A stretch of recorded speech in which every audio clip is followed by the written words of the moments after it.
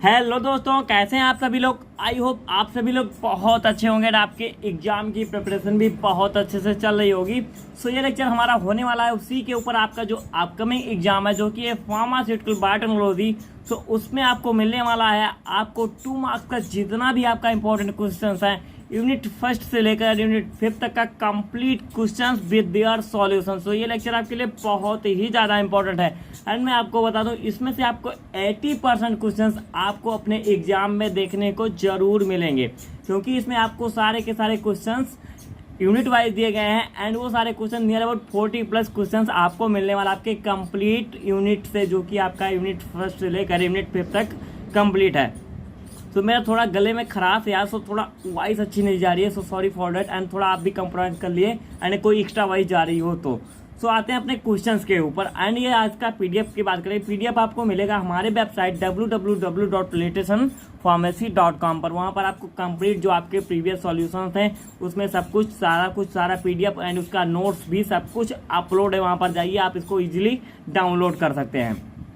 बात करते हैं अपने क्वेश्चंस की। सो हमारा फर्स्ट क्वेश्चन आता है, right any 4 pharmaceutical application of biotechnology. अब यहाँ पर आपका आता है बायोटेक्नोलॉजी होता है क्या है, तो नेक्स्ट क्वेश्चन आपको इसी पर मिलने वाला है। फर्स्टली हम देखते हैं कि इसका एप्लीकेशन क्या है, जो कि मैंने अपने लेक्चर में बहुत अच्छे से और डिटेल्स में भी डिस्कस किया था। उसमें मैंने एग्रीकल्चर में क्या एप्लीकेशन होता है एंड जो भी अदर एप्लीकेशन थे, बट यहाँ पर आपको देना है फार्मास्यूटिकल एप्लीकेशन 2 मार्क्स में, तो उसके अकॉर्डिंग यहाँ पर आप देख सकते हैं। जैसे यहाँ पर बताया गया है, biotechnologically drive drugs are being applied in cancer therapy AIDS related autoimmune disease. Means आप कैंसर थेरेपी में भी यूज कर सकते हैं, एड्स के लिए जो भी वैक्सीन या मेडिसिन बनाते हैं उसमें भी बायोटेक्नोलॉजी यूज की जाती है। एड्स रिलेटेड ऑटोइम्यून डिजीज में भी इसको यूज करते हैं। उसके बाद आता है इन डायग्नोस्टिक इन्वेस्टिगेशन, किसी भी डिजीज को डायग्नोज करने के लिए भी हम बायोटेक्नोलॉजी का यूज करते हैं। एंड नेक्स्ट आता है use of genetically engineer bacteria to produce enzyme. And इसमें इसको आपने पढ़ भी रखा है बहुत अच्छे से और डिटेल्स में, जो आपका use of microscopic industry and production of enzymes है। वहाँ पर आपने amylase, catalase, protease, penicillin mean बहुत सारे एंजाइम का प्रोडक्शन किया है। उसमें आपको पता है कि आप कहीं ना कहीं फर्मेंटर यूज करते हैं, ड्रायर यूज करते हैं, उसके बाद फिल्ट्रेशन के लिए यूज करते हैं। तो ये सारे आपके क्या है टूल्स हैं, मीन्स कहीं ना कहीं आप कुछ ना कुछ टेक्नोलॉजी यूज कर रहे हैं, तभी आपको क्या है वो इजीली आपको जो भी एंजाइम है, जो भी आपका प्रोडक्ट है वो आपको मिल रहा है। तो ये क्या होता है, ये सारे एप्लीकेशन आप यूज कर सकते हैं। नेक्स्ट आता है फूड प्रोसेसिंग, जैसे चीज हुआ या बियर हुआ, उसके प्रोडक्शन में उसके प्रोसेसिंग में भी हम बायोटेक्नोलॉजी का यूज करते हैं। ट्रांसजेनिक एनिमल्स, ट्रांसजेनिक प्लांट्स, तो यहाँ पर आपको बहुत सारे एप्लीकेशन मिल जाते हैं, बट यहाँ पर आप इसको क्या है थ्रू टू इसका 2 या 3 पॉइंट्स आप लिखेंगे तब भी वहाँ पर चलेगा, क्योंकि आपको केवल 2 मार्क्स में लिखना है। बट जानकारी आप जितनी ज़्यादा रखें अच्छी है आपके एग्जाम के लिए। सो बात करते हैं अपने नेक्स्ट क्वेश्चन की, जो कि है डिफाइन बायोटेक्नोलॉजी। मैंने बहुत अच्छे से डिटेल्स में बता रखा था आपको लेक्चर में, आपने अगर देखा होगा तो आपको कहीं भी कुछ भी देखने की जरूरत नहीं है, बट यहाँ पर भी मैं थोड़ा सा आपको डिस्कस कर देता हूँ व्हाट इज बायोटेक्नोलॉजी। अब इसको अगर आप सेपरेट करके पढ़ेंगे तो आपको बहुत ईजिली और अच्छे से समझ में आ जाएगा। Bio and technology, bio means क्या होता है, आपका जो बायोस होता है लाइफ, टेक्ना एंड लॉजी, इसमें आपका आता है technikos, that means skillfully made tool. Means कहीं ना कहीं आप टेक्नोलॉजी या टूल का यूज कर रहे हैं जो कि स्किलफुली मेड है। And logos means study of, so biotechnology is the study of skilfully made tools. अब वो कहाँ आप कर रहे हैं, लाइफ में, मीन्स कहीं ना कहीं आपके लाइफ में वो कहीं ना कहीं अप्लाई हो रहा है, उसको आप इम्प्लाई कर रहे हैं, जिससे आप उसको यूज कर रहे हैं। अब कैसे यूज कर रहे हैं, which implies with the use of microorganism, plants, animals or parts of them for the production of compounds, useful compounds। Just like आपको वैक्सीन बनाना होता है या कोई ड्रग या मेडिसिन बनानी होती है, आपको एंजाइम प्रोडक्शन करना है, या आपको जैसे आपका ब्लड होता है, ब्लड में कहीं ना कहीं जैसे आपको कुछ चीज़ें ड्राई करनी हुई, तो वहाँ पर आपको अभी यूनिट 5 में आपके मिलेगी ड्राइड प्लाज्मा होता है। तो वो क्या होता है, ये सारे के सारे कहीं ना कहीं इसमें स्किलफुली मेड जो आपके टूल्स होते हैं वो आप यूज करते हैं। तो डेट्स ऑल अबाउट बायोटेक्नोलॉजी, वो कहीं ना कहीं आपका बायोटेक्नोलॉजी से रिलेट जरूर होता है। सो इसका हिस्टोरिकल बैकग्राउंड, कहीं ना कभी कभी क्या होता है define biotechnology and give historical background भी पूछ लेता है, तो ये 2 पॉइंट्स आपको वहाँ पर बहुत ज़्यादा हेल्प करेंगे। जैसे आता है आपका एंटोन लीवेनहॉफ, तो यहाँ पर आप देख सकते हैं discovered microorganism using his microscope. Next होता है Louis Pasteur, reported different type of fermentation, जो फर्मेंटेशन होता है बहुत सारे फर्मेंटेशन उसमें होते हैं, तो इन्होंने उसको क्या किया था, पता लगाया था उसका। थोड़ी वॉइस आ रही है, so sorry for that inconvenience के लिए। एंड थोड़ा आप भी कंप्रोमाइज़ कर लीजिए, क्योंकि मैं जहाँ पहले बनाता था वहाँ पर नहीं हूँ, मैं कहीं अलग था, बट आपके लिए ज़रूरी था बनाना, सो मैं आपके लिए हमेशा हाजिर रहूँगा, आपके साथ हमेशा बने रहेगा आपका लेटेस्ट रन फार्मेसी। आते हैं अपने नेक्स्ट क्वेश्चन पर।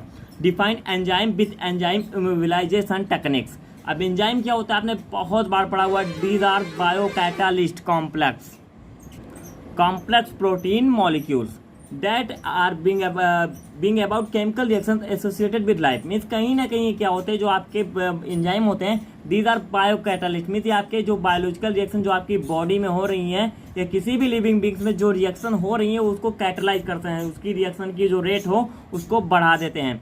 एंड ये होते हैं complex protein molecule that bring about chemical reaction. अब ये केमिकल रिएक्शन करते हैं, बट वो केमिकल रिएक्शंस आपकी लाइफ से एसोसिएट होती हैं, क्योंकि जो जनरल आपके कैटलिस्ट होते हैं वो की केमिकल कैटलिस्ट होते हैं। नेक्स्ट आपका आता है एंजाइम इमोबिलाइजेशन, ये भी इसी क्वेश्चन का पार्ट है। एंजाइम एंड इमोबिलाइजेशन, थोड़ा सा वर्ड को आप सिंप्लीफाई कीजिए।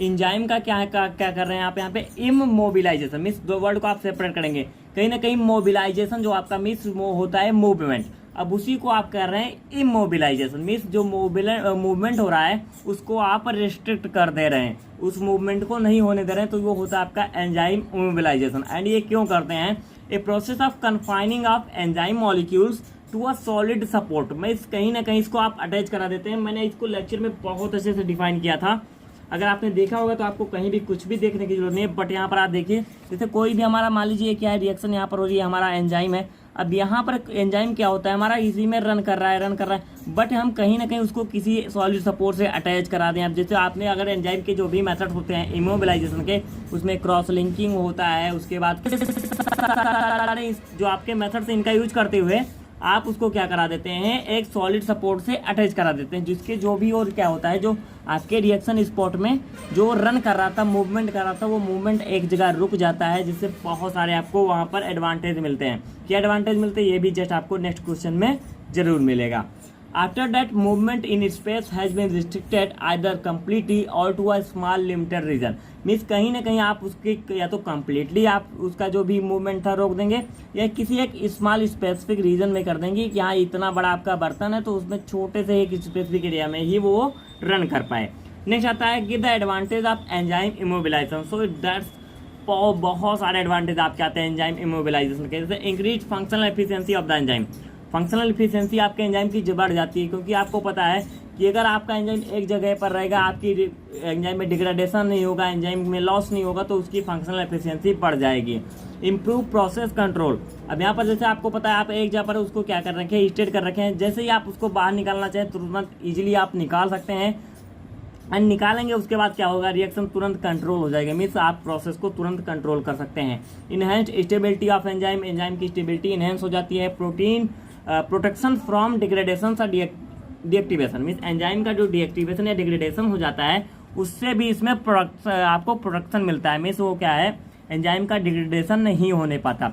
रीयूज ऑफ एंजाइम, एंजाइम को आप अगेन एंड अगेन यूज कर सकते हैं। Less chance to contamination in products, क्योंकि आपको पता है आप एंजाइम को एक जगह पर रोक रखे हैं, आपके जो भी सबस्ट्रेट पर आप जो पास करा रहे हैं, तो वहाँ से आपका कोई भी चांस नहीं होता कि वो जो भी रिएक्शन आपकी हो रही है उसमें कॉन्टेमिनेशन कॉज करे।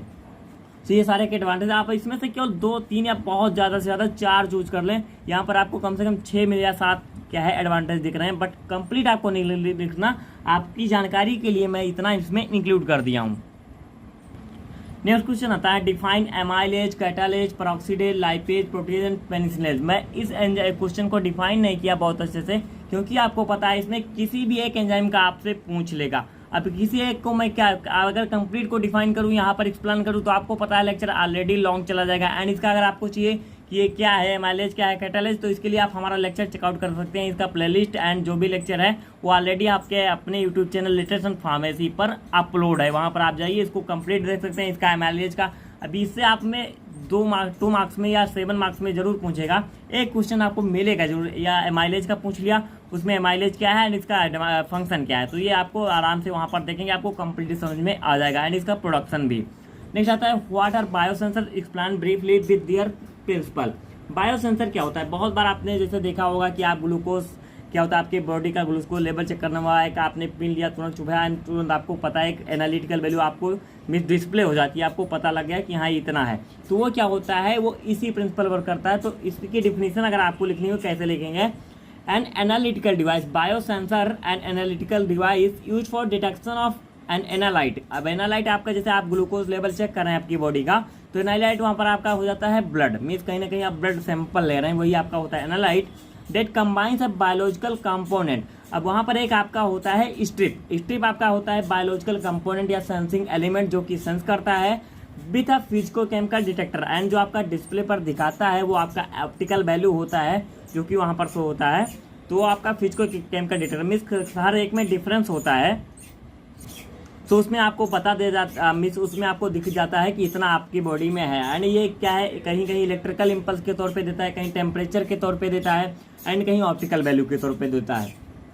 एंड इसका प्रिंसिपल होता है मेनली 3 एलिमेंट होते हैं इसके प्रिंसिपल में। फर्स्ट होता है रिकॉग्निशन, नेक्स्ट होता है signal transduction and then read out. अब यहाँ पर जो भी आपका एनालाइट होगा, जो सिंपल एनालाइट जैसे आपने ब्लड लिया, अब वो क्या करेगा, आपने बायोलॉजिकल रिसेप्टर जैसे आपने यहाँ ये आपकी मान लीजिए स्ट्रिप हो गई, वैसे तो ये होता है बायोलॉजिकल रिसेप्टर, एंड ये स्ट्रिप हो गई आपका जो सिंपल एनालाइट रह जाएगा, इससे क्या है अटैच करेगा। एंड फर्दर क्या होगा, जो ट्रांसड्यूसर देगा उसको रिकॉग्नाइज करेगा, ट्रांसड्यूसर आपने रिकॉग्नाइज किया एंड वो जाएगा, मीन्स इसने कहीं ना कहीं एक कुछ ना कुछ क्या होता है, एक इम्पल्स देता है ये। अब ये जो इम्पल्स देता है वो जाएगा आपके एम्पलीफायर में, मीन्स जो एनर्जी इसने इसको प्रोवाइड की एम्पलीफायर में, अब वो एनर्जी क्या होगी, एम्पलीफिकेशन में क्या होता है, एक फॉर्म से दूसरे फॉर्म में आपकी एनर्जी एम्पलीफाई होती है, चेंज हो जाती है। तो ये क्या होता है, जो भी इसको इम्पल्स मिला वो टेम्परेचर के तौर पे मिला, तो कितना है उसको ये ऑप्टिकल वैल्यू में आपको दिखाएगा आपके स्क्रीन पर या डिस्प्ले पर कि हाँ आपका टेम्परेचर इतने डिग्री इतने फ़ारेनहाइट है।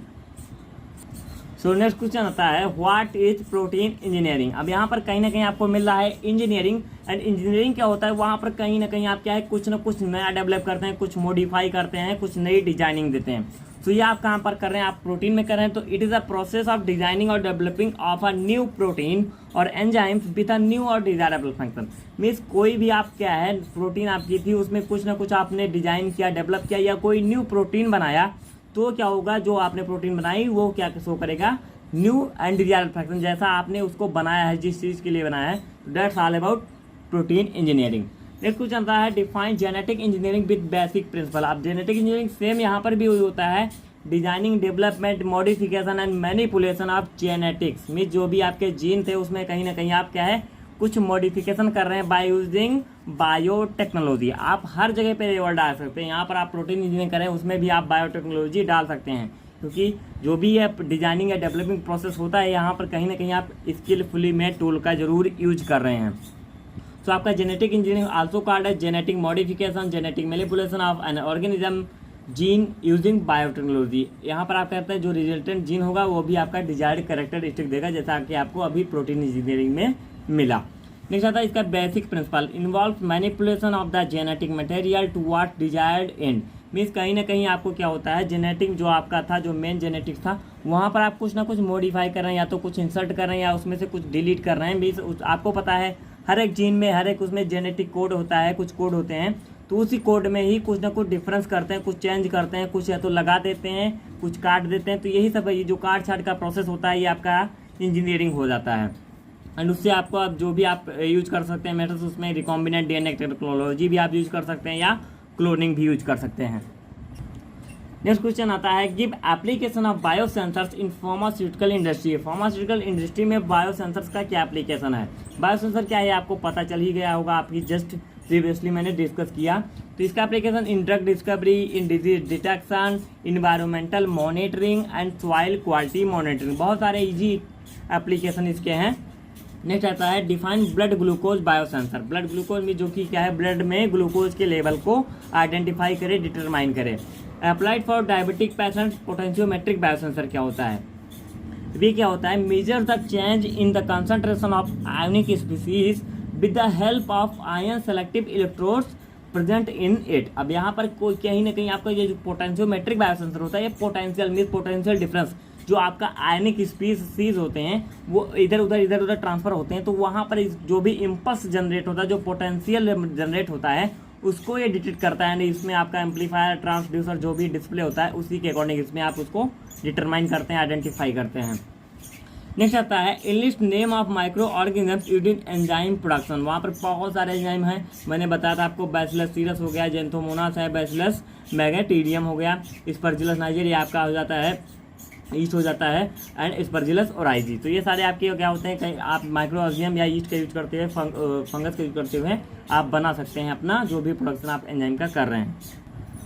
तो ये आपके क्या होते हैं, ये सारे के सारे क्या है, फंगाई हैं, एंड ये आपका हो जाता है बैक्टीरिया। तो ये इन्हीं के यूज करते हुए आप बनाते हैं अपना जो भी प्रोडक्शन आपका एंजाइम का होता है वो करते हैं। ये ईस्ट नहीं, सॉरी फॉर दैट, मैं थोड़ा निकल गया वैसे। सो नेक्स्ट क्वेश्चन आता है और write a short note on recombinant DNA technology. अब आपको पता है रिकॉम्बिनेंट डीएनए टेक्नोलॉजी मैंने बहुत अच्छे से डिस्कस किया था, बट यहाँ पर थोड़ा सा आप इसको देख लीजिए रिकॉम्बिनेंट डीएनए क्या होता है। मीन्स जैसे इसको आप जनरली बस समझ लीजिए, आप क्या होता है, मान लीजिए यहाँ पर कोई डीएनए है, अब इस डीएनए में आपके ने क्या किया, इतना सा इसका पोर्शन मीन्स जो भी इसमें कोर था, जो भी आपको पता है इसमें न्यूक्लियोटाइड बेस होते हैं, उसको आपने काटा, एंड इसमें आप एक डिजायर्ड डीएनए देना चाहते हैं। तो वहाँ पर जो भी डिजायर्ड डीएनए आप देना चाहते हैं वो किसी न किसी आप ऑर्गेनिज्म, जिस ऑर्गेनिज्म से लेंगे उसको भी आपने क्या है काट कर अलग किया। इसके लिए आप यूज करेंगे क्या, रिस्ट्रिक्शन इंडोन्यूक्लियस, एंड वो क्या करेगा, जो आपका एक कटा पोर्शन है आप इसको इसमें रिकम्बाइन मीन्स जो भी ये पोर्शन है एंड इस पे जो स्पेस बचा है वो दोनों अटैच करेगा, एंड आपको एक न्यू डीएनए क्या होगा मिलेगा, वो कहलाएगा आपका recombinant DNA. That's all about your recombinant DNA, and इसी टेक्नोलॉजी को हम कहते हैं रिकॉम्बिनेंट डीएनए टेक्नोलॉजी। ये डिफिनेशन आपको मिल जाएगी पीडीएफ में, आप वहाँ पर देख लीजिएगा। और write a note on gel electrophoresis, your next question. Gel electrophoresis क्या होता है? It is a method use to separate mixtures of DNA, RNA और proteins according to molecular size. अब यहाँ पर आप क्या करते हैं, जो भी आपका जेल इलेक्ट्रोफोरेसिस मेथड होता है उसमें आपका एक होता है ऐसे प्लेट होती है, उसी पर आपका क्या होता है, जेल होता है, जहाँ पर जेल फिल्ट्रेशन आप करते हैं, जिससे आपका जो भी मॉलिक्यूलर वेट होता है means according to molecular size वो आपका सेपरेट हो जाता है। आपका आरएनए, डीएनए एंड जो भी मॉलिक्यूल्स, प्रोटीन मॉलिक्यूल्स जो भी हैं वो सारे के सारे सेपरेट हो जाते हैं। Defined vectors, genetic vectors are vehicular. Vectors क्या होते हैं आपको प्लाज्मिड। अब यहाँ पर आप थोड़ा सा कंफ्यूजन में जाएंगे कि वेक्टर्स एंड प्लाज्मिड। तो यहाँ पर जो आपका प्लाज्मिड होता है वो किसी भी एक माइक्रो ऑर्गेनिज्म की, मान लीजिए बहुत सारे ऐसे हैं, तो वहाँ पर एक राउंड सर्किल राउंड को जो हम करते हैं जिसमें क्या होता है डबल इंस्टेंट क्या है सर्कुलर एक पॉइंट को आप चूज करते हैं वो आपका प्लाज्मिड कहलाता है। एंड वेक्टर्स क्या होता है, उसी में से जो आपका एक कटा पार्ट होता है, छोटा सा जो आप पोर्शन कट करते हैं वो आपका कहलाता है प्लाज्मिड वेक्टर। तो यहाँ पर जो वेक्टर्स होता है, genetic vector are vehicles for delivering foreign DNA into recipient cell. में जो भी आपका जिस डिजायर्ड जो आप डाल रहे हैं उसमें वही आपका होता है वेक्टर, जो कटिंग पोर्शन होता है। Can replicate autonomously facilitate manipulation of DNA. ये आप खुद भी क्या है रेप्लिकेट कर सकता है, और मैनिपुलेशन ऑफ डीएनए को भी ये क्या करता है, फैसिलिटेट करता है। तो यहाँ पर एक डिफिनेशन आपको इसकी और मिल जाएगी, वो भी आप चेकआउट कर सकते हैं। आपको अच्छा लगे तो आप दोनों में से कोई भी जो आपको समझ में आए वो आप यहाँ पर डाल सकते हैं। पीडीएफ में आप इसको देख लीजिएगा। नेक्स्ट आता है plasmid, small circular double standard DNA molecules that is distinct from a cell's chromosomal DNA. अब यहाँ पर जैसे आपका ये क्रोमोसोम, आप यहाँ पर बहुत सारे ऐसे ऐसे बने हैं, इसमें से आप एक क्या होता है, एक सर्कुलर क्या हो पोर्शन को आप चूज करेंगे, और वही सर्कुलर पोर्शन आपका क्या होगा, डबल स्टैंडर्ड डीएनए मॉलिक्यूल होता है दैट इज डिस्टिंक्ट फ्रॉम है, मीन्स उसको आप उसे निकाल लेंगे, एंड ये पोर्शन आपका कहलाता है प्लाज्मिड।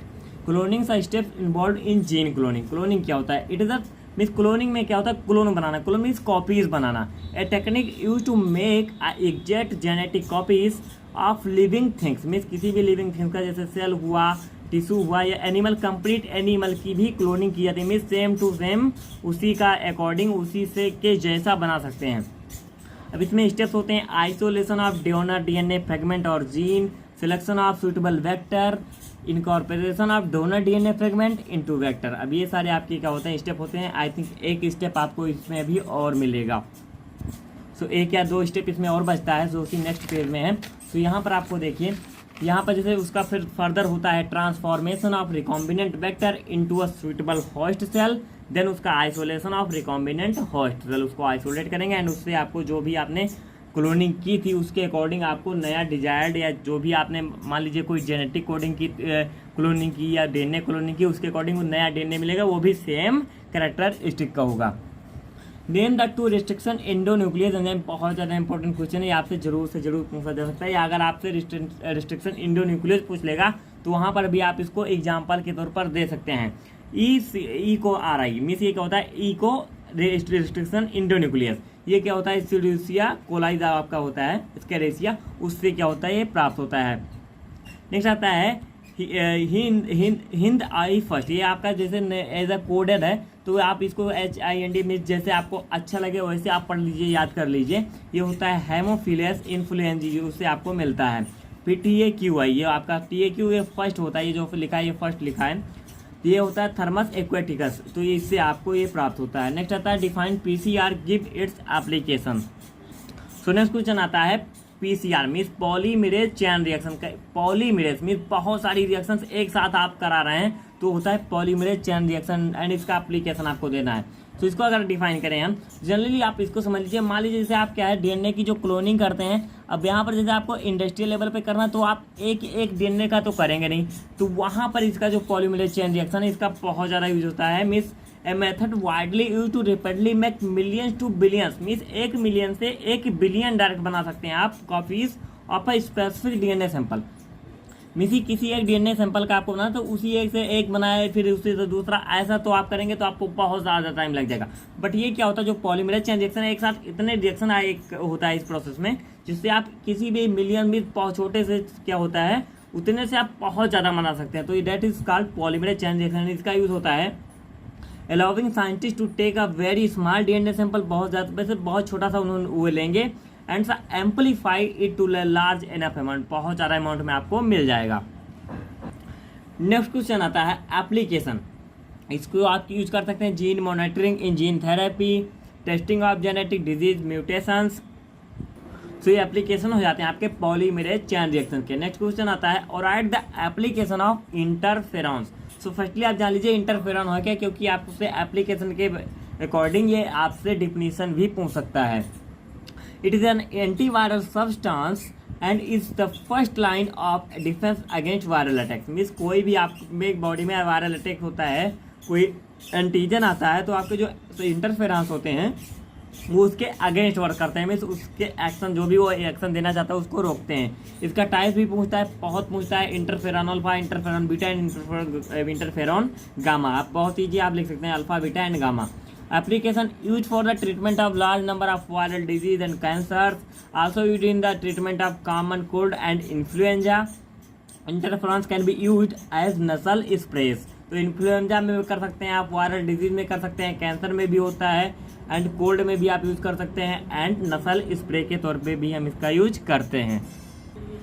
नेक्स्ट क्वेश्चन आता है और write a short note on hepatitis B vaccine. अब हेपेटाइटिस बी वैक्सीन आपकी क्या होती है। हेपेटाइटिस आपको पता है it is a widespread disease. आप हेपेटाइटिस आपने बहुत बार सुना होगा, हेपेटाइटिस हो गया तो it is a widespread disease in man, primarily affects liver causing chronic hepatitis, cirrhosis and liver cancer. अब इसकी वैक्सीन क्या होती है, इसमें recombinant hepatitis B vaccine as a subunit vaccine is produced by cloning HBsAg gene in yeast cell. अब इसका जब production आप पढ़ेंगे इस वैक्सीन का तो वहाँ पर आपका जो भी प्रीवियस लेक्चर सॉल्यूशन गया है वहाँ पर आपको हेपेटाइटिस बी के जो भी क्वेश्चन था उसमें था, तो वहाँ पर आप इसको बहुत अच्छे से समझ पाएंगे क्योंकि वो क्वेश्चन 7 नंबर में था। तो वहाँ पर अब इसको डिटेल्स में आपको मिल जाएगा। यहाँ पर आपको केवल देना है हेपेटाइटिस बी वैक्सीन पर शॉर्ट नोट। अब यहाँ पर आप यूज कर सकते हैं सैक्रोमाइसिस एंड क्रेबिसियाई, तो ये आप यूज करेंगे तो आपको मिलेगा, ये यूज की जाती है हेपेटाइटिस बी वैक्सीन के प्रोडक्शन में।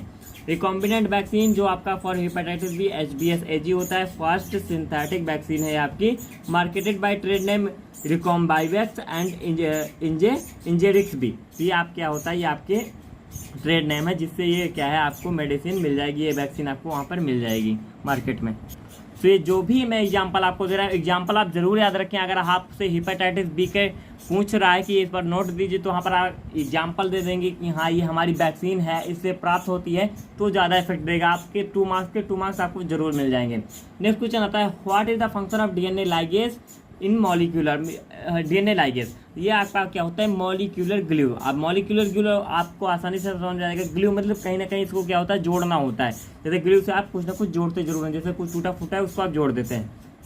तो DNA लाइगेज क्या करता है, it is a specific type of enzyme that facilitates the joining of DNA strand. अब आप जहाँ जैसे आप रिस्ट्रक्शन करते हैं इंडोन्यूक्लियोज का यूज करते हैं उसको काटने के लिए, एंड फिर नया डीएनए जब बनाते हैं तो उसमें लाइगेशन भी कराने के लिए डीएनए लाइगेज की ज़रूरत पड़ती है। नेक्स्ट आता है और write a short note on plasma. Plasma क्या होता है? Plasma is the largest part of your blood, it is a light yellow liquid when it separated from blood. अब आपको पता है कि ब्लड आपका क्या होता है? रेड होता है, बट अगर उसमें से अगर प्लाज्मा को आप सेपरेट करके देखेंगे तो क्या होता है? लाइट येलो लिक्विड होता है, मीन्स इसको आप एम्बर भी कह सकते हैं। Plasma is the largest part of your blood, means 50 I think 55% होता है आपके पूरे ब्लड का। कंफर्म पता नहीं है, मे भी आप देख लीजिएगा, बट इसको आपके डेफिनेशन के तौर पे लीजिए, मैंने वैसे बता दिया आपको। कैराइज वाटर साल्ट्स एंड एंजाइम्स, यहाँ पर क्या होता है? वो वाटर साल्ट एंड एंजाइम क्या होता है? प्लाज्मा आपका इंक्लूड करता है। और right the blood component. Blood components आपको पता ही है, जैसे आपके बॉडी में प्लाज्मा है वो भी आपका ब्लड कंपोनेंट है। आरबीसी डब्ल्यूबीसी ये क्या होता है? ये भी आपके ब्लड कंपोनेंट में से टिश्यू कंपोनेंट होते हैं। उसके बाद थ्रोम्बोसाइट्स होता है, ये भी टिश्यू कंपोनेंट है। एंड आपका जो ये प्लाज्मा है ये टिश्यू कंपोनेंट में नहीं आता, ये आपका लिक्विड कंपोनेंट है आपके ब्लड का। नेक्स्ट आता है define hybridoma technology. Hybridoma technology is one of the most common method use to produce MABs means monoclonal antibodies. Hybridoma technology का आप यूज करते हैं, बहुत सारे एंटीबॉडीज बनाते हैं। एंड कैसे होता है ये? जैसे प्रोसेस आप समझिए, माइस आपका होता है, माइस से आप आइसोलेट करते हैं एंटीबॉडी प्रोड्यूसिंग बीटा लिम्फोसाइट्स। अब ये बीटा लिम्फोसाइट्स आप यूज करें क्या है? पहले इसको आइसोलेट करेंगे, fuse with immortal myeloma cell lines. अब आप इसको फ्यूज कराएंगे इमोर्टल जो आपका माइलोमा सेल्स लाइन है उसे आप फ्यूज करेंगे, जिससे आपकी जो हाइब्रिड सेल बनेगी। इसी टेक्नोलॉजी जो है टेक्नोलॉजी के थ्रू जो है बन रहा है, जिसको कहते हैं हाइब्रिडोमा टेक्नोलॉजी। एंड जो हाइब्रिड सेल बनती है ये आपकी क्या है? मोनोक्लोनल एंटीबॉडीज को क्या होती है? प्रोड्यूस करती है। नेक्स्ट आता है discuss hyper sensitivity reactions. Hyper sensitivity means क्या होते हैं? Over reactions in your body. अब ये होता है कैसे? आपके इम्यून सिस्टम की वजह से। Over reactions of the immune system, ये होता है आपका हाइपर सेंसिटिविटी रिएक्शंस। ये फर्स्ट डिफिनेशन के तौर पे आप लिख सकते हैं undesirable means hyper sensitivity reactions is the undesirable reaction produce by the normal immune system. जैसे एलर्जीज हो गई या डैमेज हो गया, डिस्कम्फर्ट हो गया, ये सारे आपके हो जाते हैं। And as an overreaction means it can be defined referred as overreaction of the immune system and the reaction में कार डिस्कम्फर्ट। ये डिफिनेशन भी आप वहाँ पर डाल सकते हैं। दोनों के दोनों आपके हाइपर सेंसिटिविटी रिएक्शन के ही हैं। नेक्स्ट आता है इसका टाइप्स फर्स्ट में आता है IG immediate reaction. Type second होता है एंटीबॉडी मीडिएटेड रिएक्शन, IgG और IgM। टाइप थर्ड आता है immune complex mediated. And type fourth आता है cytotoxic cell mediated and delayed hypersensitivity reaction. Next आता है define specific immunity enlist to immunostimulants drug. Specific immunity क्या होती है? Also known as adaptive immunity. अभी आपसे एडेप्टिव इम्यूनिटी के तौर पे भी इसको पूछ सकता है, कोई जरूरी नहीं है, आपका केवल डिफाइन स्पेसिफिक इम्यूनिटी भी है। अब यहाँ पर इसके डिफिनेशन समझिए, it is a specialised immunity for particular pathogen means कोई पार्टिकुलर पैथोजन है उसके लिए स्पेशलाइज्ड इम्यूनिटी होती है मीन्स एडेप्टिव। उसके जैसे कोई भी आपका आया पैथोजन उसके अकॉर्डिंग ये अपने आप को अडेप्ट कर लेती है, उसके अकॉर्डिंग ये अपने आप को अनुकूल कर लेती है उसके अगेंस्ट वर्क करने के लिए। जैसे आपका क्या होता है? T सेल्स होता है, उसके बाद बीटा सेल्स होती हैं, ये आपके बॉडी में इन्वॉल्व इम्यूनिटी ये सारी आपके होती हैं, इसमें इन्वॉल्व होती हैं। मीन्स ये क्या होती है? इसके अगेंस्ट अपने आप को अडेप्ट करती हैं एंड वो क्या होती है? आपकी बॉडी को इम्यूनिटी प्रोवाइड कराती हैं। इम्यून स्टिमुलेंट ड्रग्स में आपका आता है बी ग्लूकोज होता है, उसके बाद लैक्टोफेरिन होता है एंड लेबामाइसोल होता है। डिफाइन सेल मीडिएटेड इम्यूनिटी, आपका डिफिनेशन हो जाता है सेल मीडिएटेड इम्यूनिटी। अब इम्यूनिटी में बहुत सारे कुछ डिफिनेशन है, उसके कई टाइप्स हैं, तो उसके अकॉर्डिंग आप हर एक का तैयार रखेंगे तो अच्छी बात है। बट यहाँ पर सेल मीडिएटेड इम्यूनिटी आया था, इंपॉर्टेंट था, तो मैंने इसको इस पर पार्टिकुलरली डाल दिया है। It is an immune response that does not involve antibodies और सो आपका जो ये सेल मीडिएटेड इम्यूनिटी होता है, सो इसकी डिफिनेशन बस जस्ट समझ लीजिए, क्योंकि मैं पढ़ूंगा लेक्चर ऑलरेडी लॉन्ग जा रहा है एंड आपके अभी नियर अबाउट 20 क्वेश्चन आपको अभी और डिफाइन करने हैं। तो it is an immune response, ये एक इम्यून रिस्पॉन्स है जो कि क्या होता है? एंटीबॉडी और कोई भी और अदर कॉम्प्लीमेंट इंक्लूड नहीं करता, but rather than involves the activation of microphages natural killer cells में, जो आपके जैसे आपकी बीटा सेल होती हैं, T सेल्स होती हैं, तो ये क्या होता है? इसको ये क्या करते हैं? एक्टिवेट करते हैं।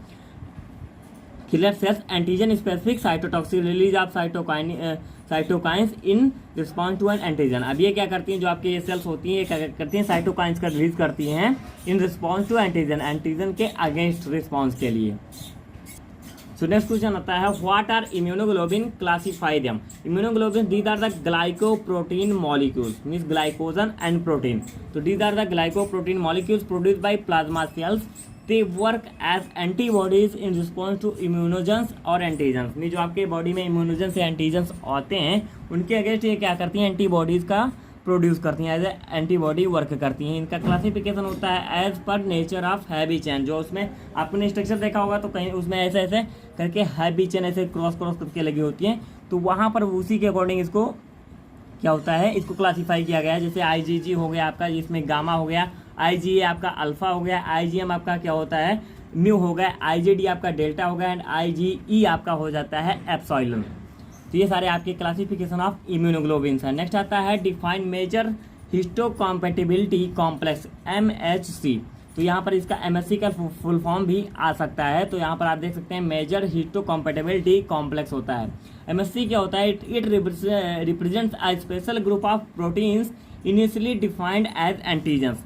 में जो ये होता है, आप इसको जनरली समझिए कि जो MHC होता है ये ग्रुप ऑफ प्रोटीन्स होते हैं। जैसे आपने बहुत सारे क्या होता है डिप्थीरिया की या टिटनेस की जो आपने वैक्सीन देखी होगी, वहाँ पर इसका बहुत ज़्यादा यूज होता है। तो जो MHC होता है उसी में किसी भी जो आपका काजेटिव एजेंट है उसी काजेटिव एजेंट का यूज करते हुए उसके अगेंस्ट होता है जो वैक्सीन बनाई जाती हैं। सो थोड़ा सा ये डिफरेंस है। इसमें क्या होता है, that stimulate an organism immunologic response to transplanted organs और टिश्यूज। ये इसका और क्या होता है, जो मैं बता रहा था वो टॉक्सॉइड्स के लिए होता है। यहाँ पर आप देखिए ये जो MHC होता है ये करता है क्या, इम्यून को आपके स्टिमुलेट करता है। जैसे आप कहीं ट्रांसप्लांट करा रहे हैं, किसी ऑर्गन का ट्रांसप्लांट करा दिए, तो वहाँ पर क्या होता है MHC जो आपका होता है, ये जो प्रोटीन है वो उसमें इम्यून रिस्पॉन्स को स्टिमुलेट करता है। और write a short note on toxoids. तो टॉक्सॉइड का मैंने जस्ट आपको अभी बता ही दिया। These are the chemically modified toxin. Toxin में ये कहीं ना कहीं जैसे आपको टॉक्सिसिटी वर्ड से बना है टॉक्सिन, ये क्या होता है आपकी बॉडी में टॉक्सिसिटी कॉज कर सकता है, बट यहाँ पर क्या है मॉडिफाई कर देते हैं। तो ये टॉक्सिसिटी कॉज करने के बजाय आपकी बॉडी में क्या है अगेंस्ट जो आपका काजेटिव एजेंट है जिसने आपकी बॉडी में डिजीज काज किया हुआ है उसके अगेंस्ट उसके वर्क करने लगता है। तो आपको उसका ट्रीटमेंट आपको उससे लाभ होने लगता है। जैसे आपका कोई माइक्रो ऑर्गेनिज्म है which is no longer toxic but is still antigenic and can be use as vaccine. अब उसका आप वैक्सीन बना लेते हैं। इसका एग्जांपल के तौर पर आप यहाँ पर ले सकते हैं toxoid of diphtheria and tetanus. तो क्या होता है इसी का जो ये माइक्रो ऑर्गेनिज्म जो इसको कॉज कर रहे होते हैं उसी का यूज करते हुए इसके अगेंस्ट वैक्सीन बना दी जाती है। नेक्स्ट क्वेश्चन आता है define vaccine their storage condition. वैक्सीन क्या होती है, it is a preparation that use to stimulate the body's immune response against disease. Means किसी भी डिजीज के अगेंस्ट क्या होता है आपकी बॉडी के इम्यून को स्टिमुलेट कर देना, वही होता है आपका वैक्सीन का काम। जैसे आपकी बॉडी में कोई भी एजेंट आया तो आपकी बॉडी में क्या होता है क्या कर रहा है, जैसे आपका कोई माइक्रो ऑर्गेनिज्म आ गया उसने बहुत सारे क्या है अल्टरनेट कर दिए फंक्शन को, तो वहाँ पर आप वैक्सीन देते हैं कि उसको अगेंस्ट वर्क करे एंड आपके इम्यून सिस्टम रिस्पॉन्स को बढ़ाए, जिससे वो क्या होता है जो भी वो काज कर रहा है माइक्रो ऑर्गेनिज्म उसको ट्रीट करे। इसका कंडीशन 2 से 8 डिग्री सेल्सियस पर टेम्परेचर रखते हैं, प्रेफर्ड होता है। मीन्स इसके 5 डिग्री तक सबसे अच्छा होता है। 2 से 3 इंचेस फ्रॉम जो आपके बॉटल्स की या उसके वॉल्स से क्या होते हैं डिस्टेंस होती है वो 2 से 3 इंच रखनी चाहिए। लाइट प्रोटेक्टिव होना चाहिए जो कि यूजुअली अल्ट्रा वायलेट होती है। तो ये सारे आपके स्टोरेज कंडीशन होते हैं।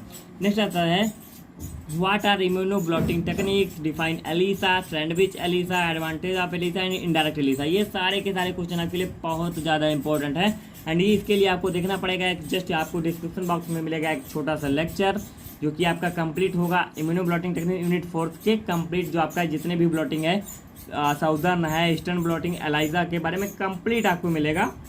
तो उस लेक्चर को देखेंगे ये सारा क्वेश्चन आपका क्लियर हो जाएगा। एंड एलाइजा आपका बहुत ज़्यादा इंपॉर्टेंट है, 7 मार्क्स में या 10 मार्क्स में भी आ सकता है। तो ये आपको कंप्लीट लेक्चर देखेंगे क्योंकि यहाँ पर एक्सप्लेन करूँगा तो बहुत ज़्यादा हो जाएगा। तो वहाँ पर उस लेक्चर को आप देख लीजिए, बहुत छोटा सा लेक्चर है, आई थिंक 20 से 24 मिनट का होगा।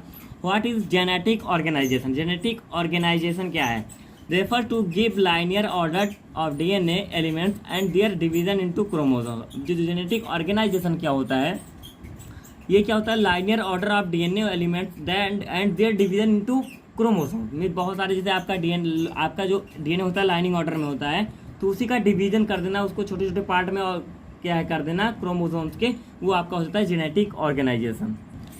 नेक्स्ट आपका आता है what are the conjugation and transformation. Conjugation क्या होता है, it involve exchange of genetic material between two bacterial cell through a conjugation tube. में जो होता है आपके जो जेनेटिक मटेरियल होता है दो बैक्टीरियल सेल का, उसी में क्या होता है कॉन्जुगेशन होता है, एक्सचेंज होता है जो भी जेनेटिक मटेरियल का, उसी को कहते हैं कॉन्जुगेशन। एंड ट्रांसफॉर्मेशन क्या होता है, it is the process of horizontal gene transfer by which some bacteria take up foreign genetic material means DNA from environment. Means आपका कोई भी बैक्टीरिया है उसमें ऑलरेडी एक जेनेटिक मटेरियल है, बट यहाँ पर क्या होगा, ऑलरेडी उसमें एक जीन प्रेजेंट है, उसने एनवायरनमेंट से एक और जीन ले लिया, तो ये हो जाता है आपका transformation. What is mutation, discuss insertion of mutation. Mutation is refers to the change in the DNA structure of a gene by mutation.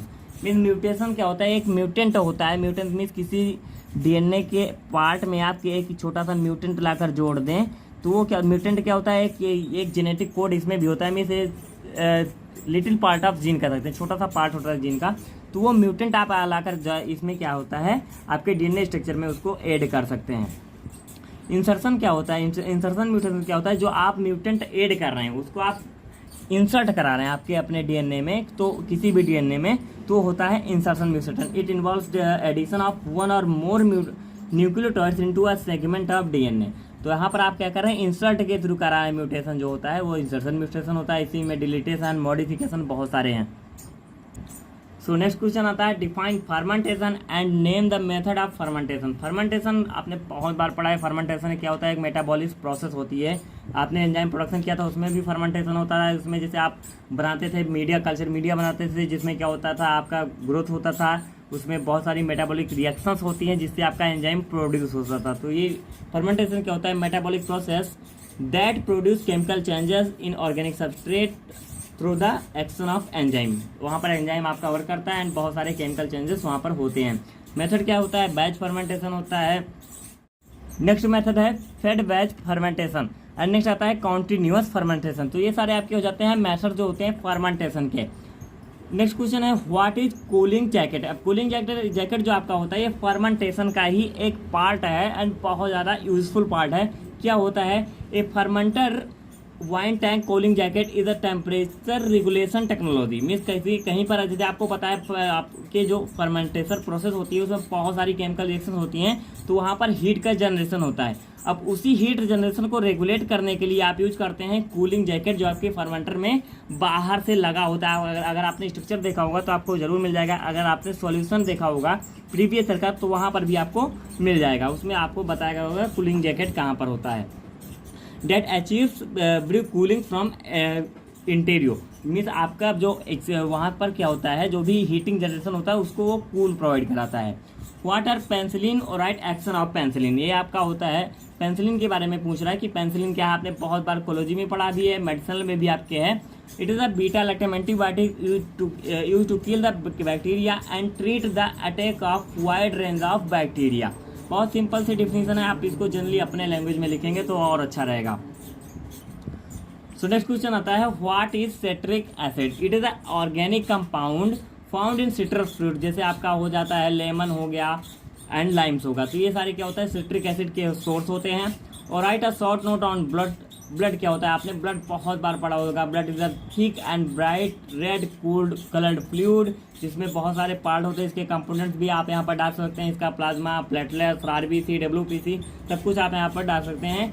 And made up of a liquid portion, plasma, cellular portion जो आपका होता है ये आपका liquid portion हो गया। And जो cellular portion होता है उसमें आरबीसी, डब्ल्यूबीसी एंड थ्रोम्बोसाइट्स जो आपका होता है, जो जिसको आप प्लेटलेट्स भी कहते हैं। नेक्स्ट क्वेश्चन आता है एंड लास्ट क्वेश्चन है आपका right a short note on dried human plasma. बहुत ज़्यादा इंपॉर्टेंट क्वेश्चन है ये, एंड ये लॉन्ग में भी पूछता है जो आपका ड्राइड प्लाज्मा होता है। इसमें आपका ड्राइड ह्यूमन प्लाज्मा क्या होता है, is prepared by drawing the supernatant fluid which are separated by centrifuging और बाय सेडिमेंटेशन। मीन जो आपका प्लाज्मा है उसको आप क्या करते हैं, ड्राई कर सकते हैं, उसके बाद फ्रीजिंग करते हैं। अब इसमें आप कहीं ना कहीं टेक्निकल टूल्स यूज करेंगे, आप इसकी फुली मीट टूल्स को यूज करेंगे, जिससे आप इसमें सेंट्रीफ्यूगेशन करेंगे, उसके बाद इसका सेडिमेंटेशन होगा, जिससे उसको आप क्या है एज अ ड्राई फॉर्म में आप उसको कलेक्ट कर सकते हैं। एंड इसका आपके लिए जो इसका कंडीशन, स्टोरेज कंडीशन होता है वो भी बहुत बार पहुंचता है। तो यहाँ पर मैंने उसको इंक्लूड नहीं किया, बट आप एक बार जरूर देख लेना कि स्टोरेज कंडीशन क्या क्या है। Obtain bye freezing drawing using method which will avoid denaturation of protein. Means कहीं ना कहीं जो आप मेथड यहाँ पर यूज करें वो क्या होता है, ऐसा ना होना चाहिए कि जो भी आपका प्लाज्मा है उसमें कोई डीनेचुरेशन कर दे, मीन्स जो प्रोटीन है उसको क्या कर दे, डीएक्टिवेट कर दे, जो यूजेबल ना हो। सो आपका कंप्लीट लेक्चर यहाँ पर खत्म होता है। आपके सारे के सारे इंपॉर्टेंट क्वेश्चंस के नोट्स पीडीएफ आपको मिलेगा हमारी वेबसाइट www.latestandpharmacy.com पर। वहाँ पर जाकर आप easily notes and solution PDF and notes PDF download कर सकते हैं। So here is the end of the video. Like, share my video and subscribe my channel latest and pharmacy. Thank you.